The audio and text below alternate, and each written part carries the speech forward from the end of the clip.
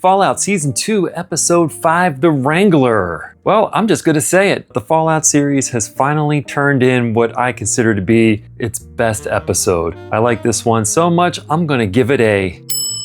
Now, why did I like this one so much? It was a simple, more focused story. We got to see the vulnerabilities of our characters better. They felt more like characters for the first time and not so much like archetypes. I really felt like the ghoul showed some vulnerabilities in a way that we haven't seen before. And Lucy also, less like a cartoon character, more like a real human being. For the first time, the characters feel like they're in the world of Fallout, not over top of it, changing it all around willy-nilly. Isn't this what we all really wanted to see? The ghoul stopping into the Wrangler to have a drink without everything being destroyed or him shooting everybody in the place? I don't want to hate the show. I want to love everything Fallout. But this episode was the first time I really felt like we were in Fallout. So Lucy and the ghoul retreat from the strip after being chased away by the Death Claws, and they make it to Freeside. And in Freeside, what do we see? The King's School of Impersonation. So if the King's School of Impersonation is open, that means there has to be a king. And I'm gonna say my theory from last week is correct. We also see the Golden Globes, which is a great callback to Fallout 2. So the ghoul checks into the Wrangler, gets a drink, contemplates his next move. We get the big flashback that we've been waiting for, where Cooper Howard finally meets Mr. House. The theory about Rafi Silver being a body double has been proven to be true, which means Justin Theroux is the actual Mr. House. His portrayal here is much better than it was earlier on. This feels more like the real Robert House and not like the crazy guy we saw in episode 1. And it's seeming more and more like Barb is actually a member of the Enclave outright and not just Vault-Tec. Though we know from Fallout 2 that Enclave and Vault-Tec work very close together already. Our snake oil salesman from season 1 is back. I don't think we needed this particular guy to do what he ends up doing, but I guess they just wanted to keep him in the show somehow. The ghoul makes a deal very similar to Lando betraying Han Solo, and he and Lucy have it out. Not a big fan of him getting impaled on this pole. I think treating the ghoul like a Looney Tunes character is getting kind of old, especially since we know from the games that ghouls are not invulnerable. I didn't say it was a perfect episode.